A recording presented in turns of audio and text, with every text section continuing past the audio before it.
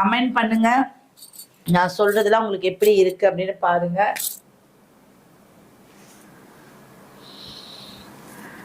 இருபத்தி ஐந்தாவது நட்சத்திரம்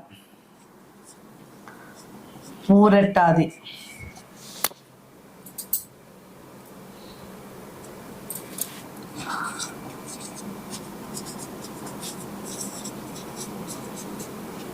ஏகாதசி யோகம்.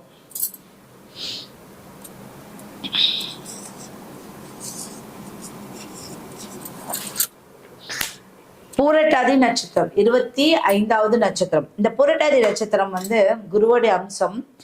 ஓகே, இது என்ன அப்படின்னா, இந்த நட்சத்திரத்துல ஆன்மீக வளர்ச்சி ரொம்ப அதிகமா இருக்கும். தவம் செய்வாங்க, சித்தர்களா இருப்பாங்க. ஜீவ சமாதி இடத்த ரொம்ப ஆழமா போய் கும்பிடுவாங்க, இல்ல ஞானத்துல இருப்பாங்க, அடிக்கடி மெடிடேஷன் பண்ணுவாங்க.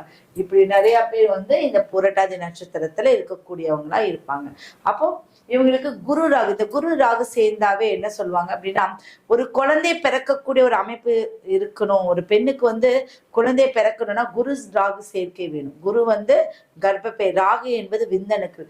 இந்த ராகு போய் 2 பல்லால ஓட்ட போட்டு அந்த விந்தணுக்களை உள்ள அனுப்புனாதான் குருங்கிற கர்ப்பப்பைக்குள்ள அந்த விந்தணுக்கள் போய் சேரும். யாருக்காவது குழந்தை இல்லை அப்படின்னா குரு போய் ராகுவை டச் பண்ணும்போதோ, ராகு குருவை டச் பண்ணும்போது குழந்தை கிடைக்கும் அப்படின்னு சொல்லுங்க.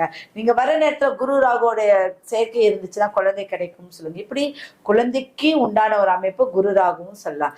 அப்போ இந்த பூரட்டாதி குருன்னா யாரு? குழந்தை தானே. குழந்தை கம்சத்துக்கு அவருடைய அதிபதியிலே இருக்கு. அப்ப என்ன அப்படின்னா, ஆன்மீக வளர்ச்சி தேடி போறவங்க, நிறைய சித்தர் வழிபாடு தேடி போறவங்க இந்த அமைப்புல இருப்பாங்க. அப்போ இவங்களுக்கு என்ன யோகம் இருக்கு அப்படின்னா, ஏகாதசி யோகம். ஏகாதசி அப்படின்னா என்ன? ஒரு விஷயத்த எனக்கு கிடைக்கலன்னா ஒவ்வொரு விரதம் இருக்கிறோம்.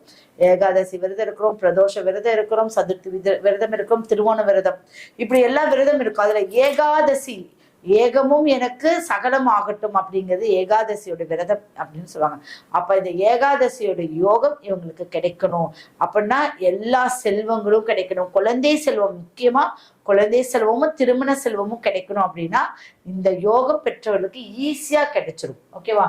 அப்ப இந்த புரட்டாதி நட்சத்திரத்துல பிறந்தவங்க அப்படிங்கிறது குரு ராகு வலிமையாக இருக்கிறதுக்கு ரொம்ப நல்ல விஷயங்கள் இருக்கு. பரிகாரம், ஏகாதசி விரதம் இருக்கணும். ஏகாதசியோட விரதம் எப்படி இருக்கணும்? ஒரு நேரம், ஏதாவது ஒரு நேரம் விரதம் இருந்தா போதும். முழு நேரத்தை உங்களை வருத்தி கொள்ள வேண்டாம். அடுத்தது விஷ்ணு வழிபாடு ரொம்ப முக்கியமான விஷயம். விஷ்ணு வழிபாடுங்கிறது ரொம்ப முக்கியமான விஷயம். ஏன்னா பெருமாள் தான் இன்னைக்கு அவதார புருஷன் அப்படின்னு பாத்தீங்கன்னா பெருமாள். அப்ப இந்த ஏகாதசி விரதம் இருந்து விஷ்ணு வழிபாடும் பண்ணும்போது என்ன அப்படின்னா, உங்களுடைய இந்த ஏகாதசி யோகம் உங்களுக்கு பலமாயிடும். குரு ராகுவோடைய இணைவு நல்லா இருக்கும். குரு ராகு சேர்ந்துச்சுன்னா நல்ல யோகத்தை அனுபவிக்கக்கூடிய, ஆன்மீக வழியில செல்லக்கூடிய அமைப்பெல்லாம் இருக்கும். கெட்ட வழியில கொண்டு போகாது நம்மளைய. ஓகே, அப்ப இந்த புரட்டாதி நட்சத்திரங்கள் இந்த யோகத்தை அனுபவிக்கணும்னா குருவோட ராகுவோடைய சேர்க்கை அற்புதமா இருக்க வேண்டும், பலமாக இருக்க வேண்டும்.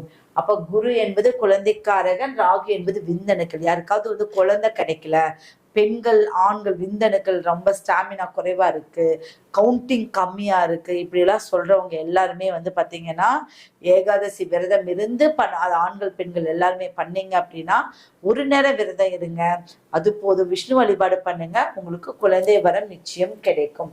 அதே மாதிரி நீங்க யாராவது குழந்தைகள் காப்பகம் இருக்கு இல்லையா, குழந்தைகள் காப்பகத்துல இந்த நட்சத்திரத்தன்னைக்கு போயிட்டு ஏதாவது தானம் போடுறது நல்ல சிறந்த ஒரு அமைப்பு. ஓகே, நம்ம அடுத்த நட்சத்திரத்துக்கு போயிடலாமா?